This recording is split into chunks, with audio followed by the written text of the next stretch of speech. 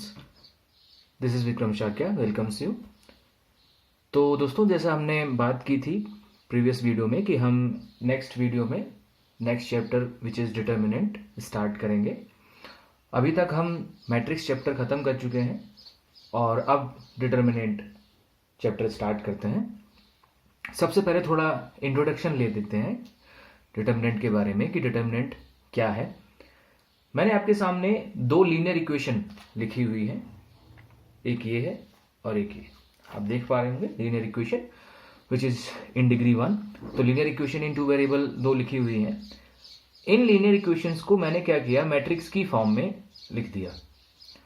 अगर कोई स्टूडेंट ऐसा है जिसको डाउट है कि हम ये कैसे लिखेंगे, तो आप अंदाजा लगाइए, जब हम इन दोनों को मल्टीप्लाई करेंगे, a1 की किस में करेंगे x में, प्लस b1 की किस में करेंगे y में, वो पहला एलिमेंट होगा और वो पहला एलिमेंट इक्वेट होगा किसके साथ, c1 के साथ। तो इक्वेशन आराम से आ जाएगी a1x plus b1y is equal to c1, और ऐसे ही a2x plus b2y is equal to c2। तो यही दो इक्वेशन है। अगर हम इस तरीके से लिख देते हैं तो दोनों का मतलब एक ही है। आप इसे मल्टीप्लाई करके इधर से कंपेयर करिए, इक्वेटिंग जो एलिमेंट है, करस्पॉन्डिंग एलिमेंट है, उन्हें इक्वेट करिए, तो ये दोनों इक्वेशंस आपको मिल जाएंगी। तो अभी तक हम क्या कर रहे थे, मैट्रिक्स से इक्वेशन बना रहे थे। इस बार मैंने इक्वेशन से मैट्रिक्स बना दी।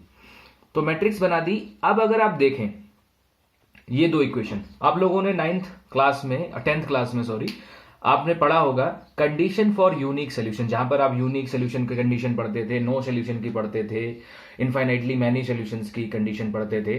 तो वहीं पर एक यूनिक सोल्यूशन की आपने कंडीशन पढ़ी थी, a1/a2 does not is equal to b1/b2। अगर मैं इसे थोड़ा और सिंप्लीफाई करूं तो a1/a2 does not is equal to a2/b1 cross multiplication, और फिर इस टर्म को इधर ले आऊंगा तो एक कंडीशन बन जाएगी कि a1b2 minus a2b1 does not is equal to 0। इसका मतलब यह है कि अगर a1b2 और a2b1 इक्वल नहीं है, या सॉरी उनका जो सिंप्लीफिकेशन है वो 0 के इक्वल नहीं है, तो वो दोनों इक्वेशंस जो हैं वो यूनिक सोल्यूशन पॉज करेंगी। तो अगर हम यहां बात करें या यूनिक सोल्यूशन अगर ये रखेंगी, तो आप देख लीजिए ये दो इक्वेशंस थी, यहां पर a1b1 और a2b2 क्या थे, ये आप अच्छे से जानते हैं। अब बात आई कि हमें ये कंडीशन 0 के इक्वल नहीं प्रूव करनी है, तो क्या कोई ऐसा तरीका है जिससे हम कोई चीज प्रूव कर दें। जैसे मैंने यहां पर, मैं पहले एक्सप्लेन कर दूं फिर आप समझ पाएंगे इन चीज को। मैंने क्या किया, यहां पर एक डिटर्मिनेंट बनाया।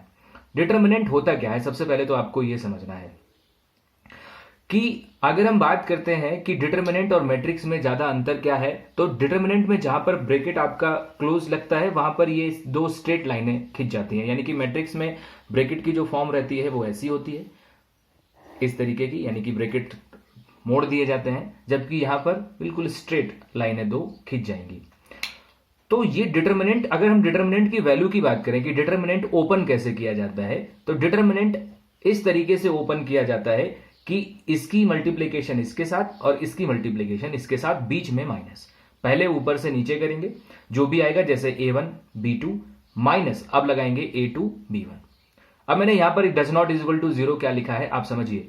ये जो पहले हमने कंडीशन प्रूव की थी इस वाली सिचुएशन से, या इस वाली कंडीशन से कि a1/a2 does not is equal to b1/b2, हमारे प्रूव होके ये आया था a1b2 minus a2b1 does not is equal to 0।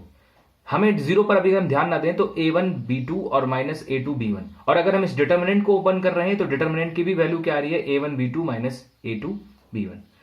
तो ये डिसाइड किया गया कि अगर हम डिटर्मिनेंट को डिफाइन करना चाहें तो डिटर्मिनेंट जो होता है वो किसी भी इक्वेशन के बारे में ये बताता है या ये डिटरमाइन कराता है हम लोगों को कि वो इक्वेशन जो है वो यूनिक सोल्यूशन रखेंगी या नहीं। तो डिटर्मिनेंट जो है वो इक्वेशंस के सोल्यूशन के बारे में बताता है कि उनका सोल्यूशन यूनिक होगा या नहीं। अगर हमें कोई भी दो इक्वेशंस दे रखी हैं, जैसे ये दो इक्वेशंस दे रखी हैं, अगर मैं इन दोनों का डिटर्मिनेंट निकाल दूं, डिटर्मिनेंट यानी कि ये चीज, डिटर्मिनेंट अगर 0 के इक्वल नहीं आया तो ये दोनों इक्वेशंस जो है वो यूनिक सोल्यूशन रखेंगी, और अगर इसका डिटर्मिनेंट 0 के इक्वल आ गया तो फिर ये इक्वेशंस यूनिक सोल्यूशन नहीं रखेंगी। तो अगर हम डिटर्मिनेंट की बात करें कि डिटर्मिनेंट क्या होता है, तो डिटर्मिनेंट जो होता है वो इक्वेशन के सोल्यूशन के बारे में बताता है कि डिटर्मिनेंट सोल्यूशन जो है वो यूनिक है या नहीं। अगर डिटर्मिनेंट 0 होता है तो यूनिक नहीं है, और अगर डिटर्मिनेंट 0 नहीं होता है तो फिर उनका सोल्यूशन यूनिक है। तो ये थोड़ा सा हल्का सा एक्सप्लेनेशन है डिटर्मिनेंट का। डिटर्मिनेंट और मैट्रिक्स में अगर हम रिप्रेजेंटेशन वाइज देखें तो मैंने आपसे पहले ही कह दिया कि मैट्रिक्स में इस तरीके का ब्रैकेट लगता है, जबकि डिटर्मिनेंट में इस तरीके का। मैट्रिक्स कभी ओपन नहीं होता था, एक्सपेंड नहीं होता था, इसको एक्सपेंड बोलते हैं, यानी कि हम डिटर्मिनेंट को खोल भी सकते हैं। जबकि मैट्रिक्स जो है, हमने पूरा चैप्टर पढ़ा है मैट्रिक्स में, अगर मैट्रिक्स कहीं टू ऑर्डर का बना भी है तो हम उसे ओपन नहीं कर सकते, हम उसे ऐड कर सकते हैं, सब्ट्रैक्ट कर सकते हैं, मल्टीप्लाई कर सकते हैं, लेकिन उसको हम सोचें कि हम उसको ओपन कर दें, यानी कि उसको सिंप्लीफाई कर दें, ये कभी भी मैट्रिक्स नहीं होता है। हमेशा डिटर्मिनेंट ही होता है जो सिंप्लीफाई होता है। तो इस तरीके की फॉर्म को डिटर्मिनेंट में इस तरीके से लिख दिया जाता है। तो ये है हमारा डिटर्मिनेंट। यहां पर कुछ बुक में भी आपको इसी तरीके का सिखाया गया है कि डिटर्मिनेंट क्या चीज है। हाँ, डिटर्मिनेंट के बारे में एक बार और बता दूं कि जैसे मैंने बात कही कि डिटर्मिनेंट जो है वो एक तरीके से मैट्रिक्स जैसा ही दिखाई देता है, सिर्फ ब्रैकेट का अंतर आता है। लेकिन एक अंतर और है कि डिटर्मिनेंट जो है वो मैट्रिक्स का भी एक स्पेशल टाइप होता है, और वो होता है स्क्वायर मैट्रिक्स। डिटर्मिनेंट हमेशा स्क्वायर मैट्रिक्स का ही बनाया जा सकता है, इसके अलावा किसी भी मैट्रिक्स का डिटर्मिनेंट नहीं बनाया जा सकता। यानी कि इस चैप्टर में आप जितने भी डिटर्मिनेंट देखेंगे वो सारे के सारे स्क्वायर मैट्रिक्स होंगे। स्क्वायर मैट्रिक्स तो आप अच्छे से जानते ही हैं, जिसमें रो और कॉलम दोनों सेम होने चाहिए। अगर हम बात करें, यहां पर कुछ यही चीजें आपको बताई गई हैं, जैसे ये लिखा हुआ है रिमार्क में, पहला पॉइंट है, आपकी बुक में ही है। कहा गया है कि फॉर मैट्रिक्स ए, ये जो डिटर्मिनेंट, यही जो स्ट्रेट दो लाइनें खींच दी गई हैं, determinant a is read as determinant of a, यानी कि इसको हम डिटर्मिनेंट ऑफ ए रीड करेंगे and not modulus of a. लेकिन हम इसे मॉडुलस ऑफ ए नहीं रीड करेंगे। मॉडुलस आप लोगों ने फिजिक्स में पढ़ा होगा, मॉडुलस निकालना। 11th क्लास में भी आप लोगों ने एक चैप्टर था मैथ में, कॉम्प्लेक्स नंबर्स में भी आप लोगों ने मॉडुलस निकालना सीखा होगा। लेकिन यहां पर इस लाइन का जो सिंबल का जो मतलब है वो डिटर्मिनेंट है। वहां पर भी आपने अगर पढ़ा हो तो जो मॉड का सिंबल होता था वो भी ऐसी ही दो स्ट्रेट लाइनें होती थी, लेकिन यहां पर ये एज ए डिटर्मिनेंट काम कर रहा है, ना कि मॉडुलस के। दूसरा पॉइंट वही जो मैंने अभी आपको बताया कि only square matrices have determinants, केवल जो स्क्वायर मैट्रिक्स हैं वही डिटर्मिनेंट रख सकते हैं। ये वो ओपन करने का तरीका इन्होंने सिखाया है कि अगर आपके पास कोई भी मैट्रिक्स ए है, मैट्रिक्स से अगर आप डिटर्मिनेंट बनाना चाहते हैं, जैसे इन्होंने एक मैट्रिक्स लिखा 2 ऑर्डर का और आप इससे डिटर्मिनेंट बनाना चाहते हैं, तो डिटर्मिनेंट को ऐसे शॉर्ट में भी लिख देते हैं DET, यानी कि डिटर्मिनेंट शॉर्ट में, और या फिर ऐसे आप दो स्ट्रेट लाइनें लगा के लिख दीजिए तो भी वही मतलब है। इसी को हम डेल्टा भी रिप्रेजेंट करते हैं, डिपेंड करता है कि आप क्या रिप्रेजेंट करना चाहते हैं। और जब आप इसको ओपन करते हैं तो देखो वही तरीका, पहले आप इधर से नीचे करेंगे मल्टीप्लीकेशन, यानी कि ऊपर से नीचे एरो लगा के, फिर नीचे से ऊपर करेंगे, लेकिन बीच में सिंबल माइनस का रहेगा। तो वही A11 A22 minus A21 A12, ये 2 ऑर्डर का ओपन करना हो गया कि हम 2 ऑर्डर के मैट्रिक्स को कैसे ओपन करते हैं। 3 ऑर्डर का भी मैं अभी आपको दिखा दूंगा कि अगर 3 ऑर्डर का मैट्रिक्स हो तो कैसे ओपन किया जाता है। ठीक है, तो ये सारी चीजें हैं आपको यहां पर सीखनी है कि डिटर्मिनेंट क्या है, हल्का सा एक इंट्रोडक्शन और डिटर्मिनेंट की बेसिक जो थोड़ी सी जानकारी जो थी वो ये थी। आइए देखें 3 ऑर्डर का मैट्रिक्स अगर आपको कभी मिल जाता है उसका डिटर्मिनेंट कैसे ओपन करते हैं। तो ये रहा हमारा 3 ऑर्डर वाला, मैंने लिखा हुआ है एक डिटर्मिनेंट। 3 ऑर्डर के डिटर्मिनेंट को खोलने का थोड़ा सा तरीका अलग है। सबसे पहले यहां देखिए एक्सपेंडिंग अलोंग फर्स्ट रो। अगर हम डिटर्मिनेंट किसी भी ऑर्डर के डिटर्मिनेंट को खोलते हैं, जैसे 3 ऑर्डर के डिटर्मिनेंट को अगर हम खोलते हैं, तो खोलने के लिए आप किसी भी एक रो या किसी भी एक कॉलम के अलोंग खोल सकते हैं। जैसे मैंने सबसे पहले पहली रो के अलोंग इसे खोलने की कोशिश की है या खोल के दिखाया आप लोगों को। कैसे ओपन होगा देखिए ध्यान से। पहली रो मैंने हाईलाइटेड थोड़ी सी कर रखी है। पहली रो में कौन कौन से एलिमेंट हैं, तो पहली रो में एलिमेंट है A11 A12 A13। एक्सपेंड कैसे होगा, इधर तो डिटर्मिनेंट हो गया, इधर आइए -1 की पावर 1 + 1। 1 + 1 मैंने क्यों लिखा है, क्योंकि पहला मेरा एलिमेंट है A11, तो ये जो 1 1 होता है इसी को हम लोग लिख देते हैं 1 + 1, तो ये वही है 1 + 1। अब इसके साथ मल्टीप्लाई में क्या लिखा जाएगा, अगर आप A11 के रिस्पेक्ट में खोल रहे हैं तो A11 से जाने वाला कॉलम या जो कॉलम पास होता है वो, और A11 से पास होने वाली रो, अगर हम इन दोनों को स्किप कर दें तो बचेगा कितना, ये। तो ये यहां पर लिख दिया जाएगा, जो कि होगा determinant of A22 A23 A32 and A33। पहला एलिमेंट हो गया। अब हम बढ़ेंगे अगले एलिमेंट की तरफ, क्योंकि पूरी रो के लॉन्ग खोलना है, तो रो का भी पहला एलिमेंट हुआ था A11। अब चलते हैं A12 पे। सेम वही लॉजिक, प्लस का बीच में सिंबल लगेगा। A12 पर अगर आप आओगे तो -1 की पावर 1 2 है, तो इसलिए 1 + 2। 1 + 2 A12 वैसे का वैसे ही लिख जाएगा। अब वही चीज A12 के साथ मल्टीप्लाई में वो चीज लिखनी है जो इससे पास होने वाले कॉलम और रो को छुपाने के बाद बच जाती है। जैसे इससे पास होने वाला कॉलम ये है, रो ये है, अगर इन दोनों को छुपा देंगे तो ये 4 एलिमेंट बच जाएंगे, पहले 2 ये और 2 ये। तो यही मैंने लिख दिया है A21, A31, A23 and A33। तो दूसरे एलिमेंट के रिस्पेक्ट में भी ओपन हो गया। अब चलते हैं तीसरे एलिमेंट के रिस्पेक्ट में जो कि है 1 3। तो आ जाइए, प्लस फिर से लगाइए, -1 की पावर 1 3 यानी कि 1 + 3 और 1 3 यहां लिख जाएगा वैसे ही। और फिर वही 1 3 से पास होने वाला कॉलम और 1 3 से पास होने वाली रो। बाकी जो ये 4 एलिमेंट बच गए A21, A31, A22 एंड 32 देख लीजिए वैसे के वैसे ही लिख गए हैं। तो ये अगर आप किसी भी एक रो या किसी एक कॉलम के लॉन्ग खोल देते हैं तो वो डिटर्मिनेंट खुल जाता है पूरा। तो ये एक रो के हमने पहली रो जो पिक की थी उसमें 3 ही एलिमेंट थे, तो उन तीनों के लॉन्ग हमने ओपन कर दिया और यही इसका आंसर होगा। जब भी न्यूमेरिकल डिटर्मिनेंट आएगा तो आप खोल पाएंगे। इसको मैंने फर्दर थोड़ा और कैलकुलेट कर लिया।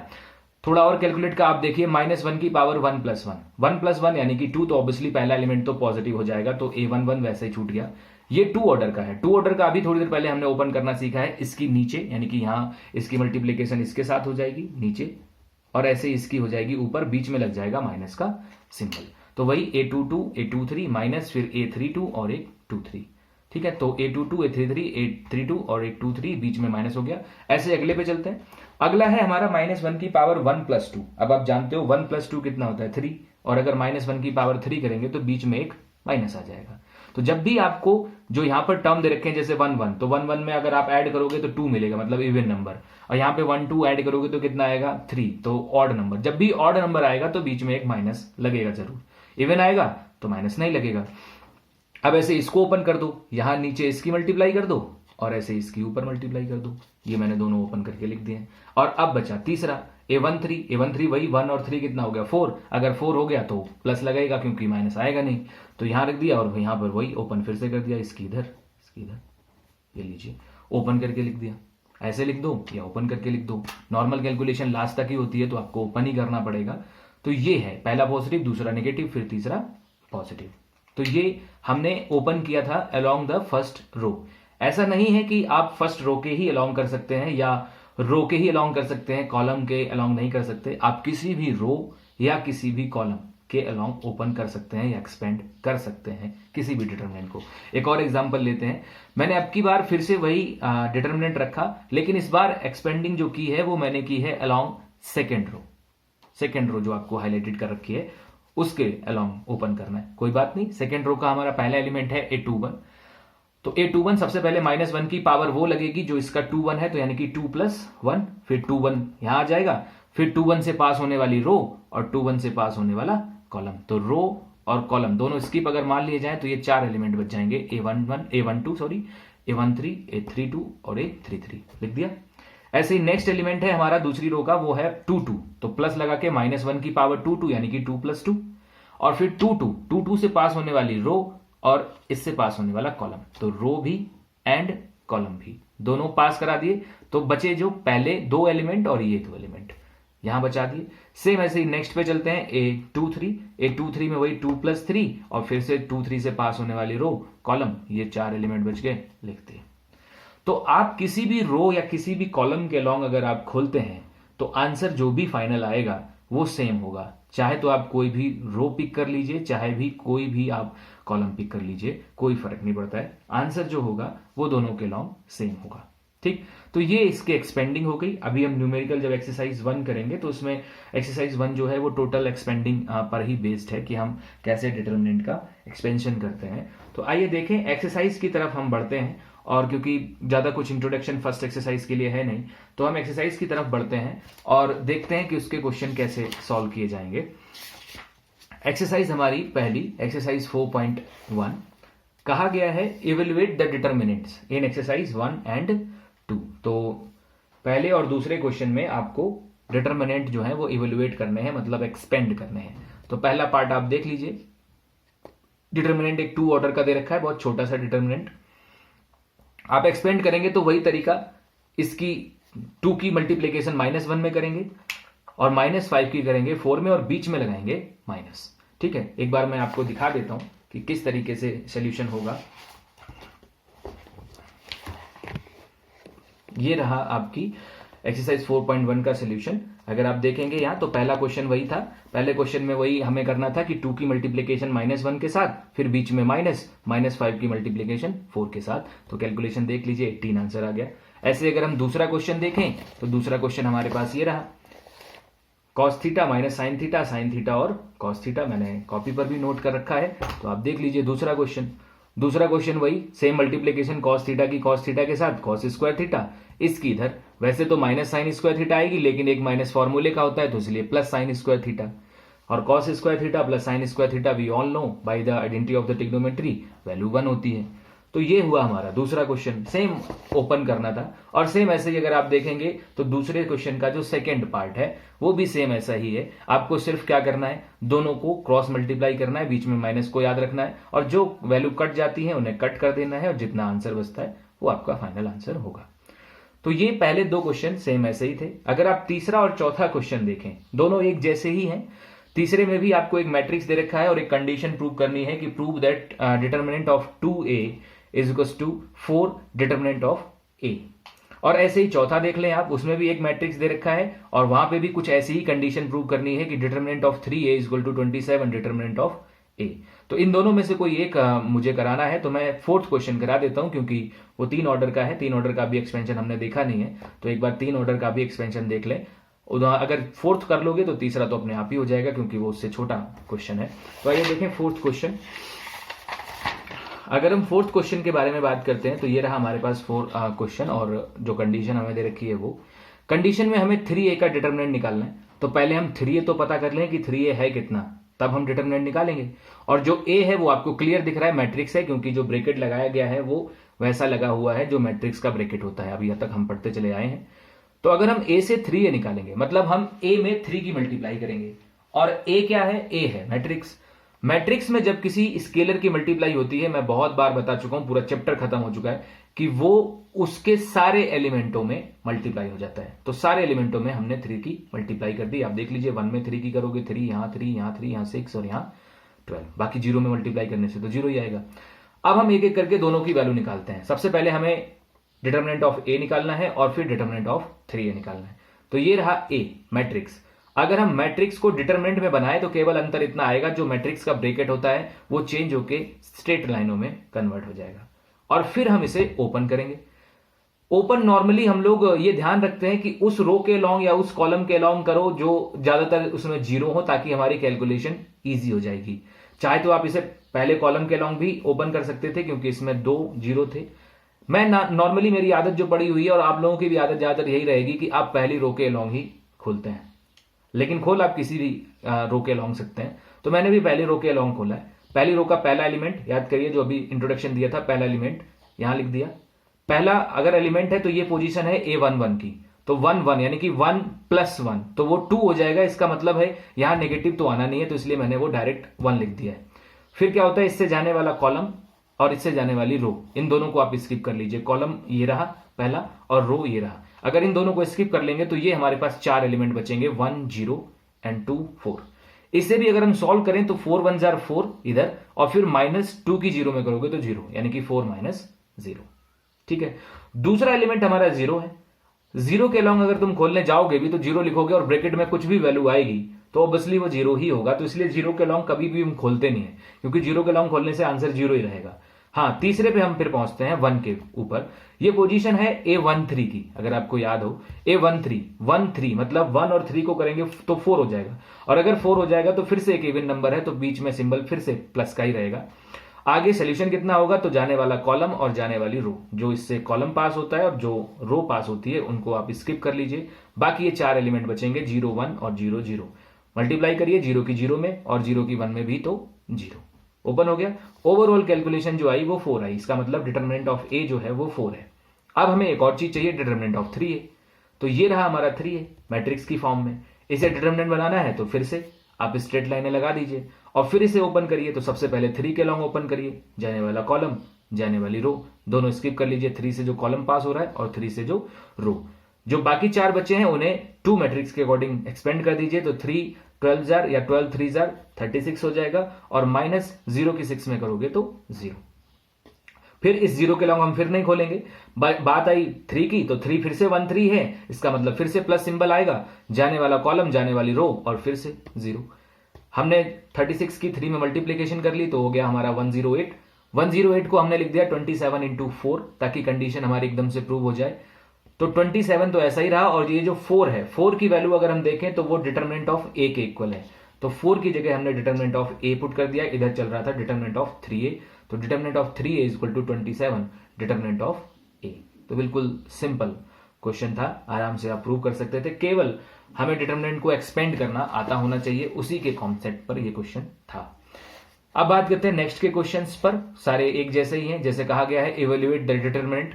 आपको डिटरमिनेंट इवेल्युएट करना है, 3 ऑर्डर का है, किसी भी रो और किसी भी कॉलम के अकॉर्डिंग आप खोल दीजिए इसे। बस ध्यान रखिएगा कि कहां पर प्लस लगाना है और कहां पर माइनस। जहां पर सम जो है टर्म का वो अगर इवन आता है तो आप प्लस का रखिए, और अगर ऑड आता है तो माइनस का। तो ये भी 3 ऑर्डर का। अगर हम इसका नेक्स्ट पार्ट देखें तो थर्ड पार्ट वो भी 3 ऑर्डर का, फोर्थ भी 3 ऑर्डर का, और सिक्स्थ क्वेश्चन अगर आप देखें तो सिक्स्थ में भी आपको ए दे रखा है और कहा गया है डिटरमिनेंट ऑफ ए निकालिए। तो ए देके वो डिटरमिनेंट निकलवा रहा है, मतलब इसके ऊपर फिर से लाइनें सीधी खींचो और फिर से इसे किसी एक रो या किसी एक कॉलम के अलोंग ओपन कर दो। ठीक है, तो सारे क्वेश्चन एक ही जैसे थे एक्सपेंडिंग के ऊपर।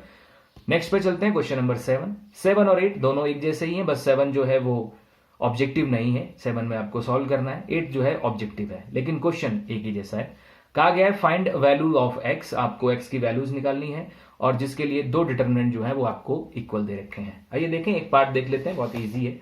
हमें 2 डिटरमिनेंट इक्वल दे रखे हैं, तो क्या हुआ यहां से अगर आप देखेंगे तो 2 4 5 1 और इधर ये एक डिटरमिनेंट। मैं इसे क्वेश्चन को क्यों करा रहा हूं, मैं इसलिए करा रहा हूं क्योंकि यहां पर पता कंफ्यूजन क्या होती है। कुछ स्टूडेंट ये सोचते हैं, जैसे हमने मैट्रिक्स में पढ़ा था कि अगर 2 मैट्रिक्सेस इक्वल हैं तो उनके करस्पॉन्डिंग एलिमेंट इक्वल होंगे, लेकिन मैंने डिटरमिनेंट में ऐसा नहीं कहा है कि 2 डिटरमिनेंट इक्वल हैं तो उनके करस्पॉन्डिंग एलिमेंट भी इक्वल होंगे, ऐसा जरूरी नहीं है। जैसे मैं अगर एग्जांपल के तौर पर आपसे बात करूं तो मैं 2 डिटरमिनेंट ले लेता हूं। एक मैंने ले लिया डिटरमिनेंट ए, जो मैंने ले लिया सपोज 6 1 और 1 6, ये मैंने एक डिटरमिनेंट ले लिया। एक डिटरमिनेंट ले लिया बी, जो मैंने ले लिया ऐसे 2 2 और 4 1, ये 2 डिटरमिनेंट ले लिए मैंने। इमेजिन करो अगर मैं पहला डिटरमिनेंट ओपन करूंगा तो सबसे पहले क्या होता है, 6 1 जार 6 माइनस 6 माइनस 6 कितना हो जाएगा 0। दूसरा डिटरमिनेंट अगर मैं ओपन करूंगा तो 2 2 जार 4 और 4 1 जार 4, ये भी कितना 0। इसका मतलब है यहां पर डिटरमिनेंट ऑफ ए और डिटरमिनेंट ऑफ बी दोनों बराबर हैं, लेकिन क्या इनके करस्पॉन्डिंग एलिमेंट बराबर हैं? नहीं। यहां पे 6 है तो यहां पे 2 है, यहां पे 1 है, चलो एक मैच हो गया वो अलग बात है। यहां पे 6 है, यहां पे 4 है, और यहां पे 1 है, और यहां पर 2 है। करस्पॉन्डिंग एलिमेंट इक्वल नहीं है। लेकिन मैट्रिक्स अगर यही होता तो मैट्रिक्स में, क्योंकि वो ओपन तो होता नहीं है, तो वो सीधे मैट्रिक्स कंपेयर होते हैं। मैंने इक्वलिटी के लिए आपको जब मैट्रिक्स का इंट्रोडक्शन कराया था तो वीडियो में अगर आप देखें तो मैंने कंडीशन फॉर इक्वलिटी लिखाई थी कि कोई भी 2 मैट्रिसेस इक्वल तब होते हैं जब उनका ऑर्डर सेम होना चाहिए और उनके करस्पॉन्डिंग एलिमेंट भी सेम होने चाहिए। लेकिन डिटरमिनेंट इक्वल तब होते हैं जब उनकी जो वैल्यू फाइनल जब हम एक्सपेंड कर देते हैं तो वैल्यू सेम होनी चाहिए। तो यहां पर आप देख लीजिए वैल्यू सेम है, दोनों की 0 0 है, लेकिन एलिमेंट दोनों के अलग अलग है। तो अगर ये इक्वल है तो आप एलिमेंट कंपेयर मत करिए, इनकी वैल्यूज को कंपेयर करिए। तो सबसे पहले इसको ओपन करिए, तो 2 1 जार 2 और 5 4 जार 20, तो 2 माइनस 20 ये हो गया। और इधर इसको ओपन करिए तो 2x स्क्वायर माइनस 24। अब इनकी वैल्यूज इक्वल होंगी, ना कि इनके करस्पॉन्डिंग एलिमेंट। तो अगर आप इसे ओपन करेंगे तो ओपन करने के बाद यहां से कैलकुलेशन आप बहुत अच्छे से कर सकते हैं। यहां से x की वैल्यू निकल गई प्लस माइनस √3। और इमेजिन करिए अगर आप इसे डायरेक्ट कंपेयर करते तो आंसर कुछ और आता। जैसे 2x को आप 2 के साथ कंपेयर करते तो x इक्वल टू 1 आता, और अगर 5 को यहां करते तो भी x इक्वल टू कितना आता 1, जबकि रियल आंसर कितना है x equal two plus minus √3। तो ये गलती कभी मत करिए। मैट्रिक्स अगर ये होते तो आप करस्पॉन्डिंग एलिमेंट कंपेयर कर सकते थे, लेकिन ये डिटरमिनेंट है तो आप एलिमेंट कंपेयर नहीं करेंगे, उनको एक्सपेंड करने के बाद जो वैल्यूज हैं वो आप कंपेयर कर सकते हैं कि वो दोनों इक्वल है। ठीक है, तो सेम ऐसे ही बाकी के पार्ट है, जैसे दूसरा पार्ट भी सेम ऐसा ही है। और सेम 8th क्वेश्चन आप देख लीजिए कि 2 मैट्रिसेस दे रखे हैं, then x is equal to x की वैल्यू निकलवा ली। तो तीनों पार्ट एक ही जैसे हो गए क्योंकि सब में x की वैल्यू निकालनी है, बस यहां पर 4 ऑप्शन दे दिए गए हैं। उन दोनों में 4 ऑप्शन नहीं है, तो आप आराम से कर पाएंगे। तो ये हमारी होती है यहाँ पर एक्सरसाइज 1 खत्म हो जाती है। तो हमारा इस वीडियो में हमने मैट्रिक्स का इंट्रोडक्शन किया हुआ है और एक्सरसाइज फर्स्ट कंप्लीट की हुई है। तो नेक्स्ट वीडियो में हम लोग जो सेकेंड एक्सरसाइज है उसका इंट्रोडक्शन लेंगे, क्योंकि उसमें कुछ प्रॉपर्टीज ऑफ डिटर्मिनेंट के बारे में पढ़ेंगे और फिर उसके बाद एक्सरसाइज 4.2 जो है वो स्टार्ट करेंगे। तो आज के लिए वीडियो यहीं छोड़ते हैं या यहीं पर रोकते हैं। अगर आपको वीडियो पसंद आई हो तो इसे लाइक एंड शेयर करें, और जो भी ऐसे स्टूडेंट हैं जो 12th का सिलेबस कंप्लीट करना चाहते हैं उन तक ये वीडियो पहुंचाएं। तो हम लोग नेक्स्ट वीडियो में मिलते हैं एक्सरसाइज 4.2 के साथ। आज के लिए इतना ही। Thank you.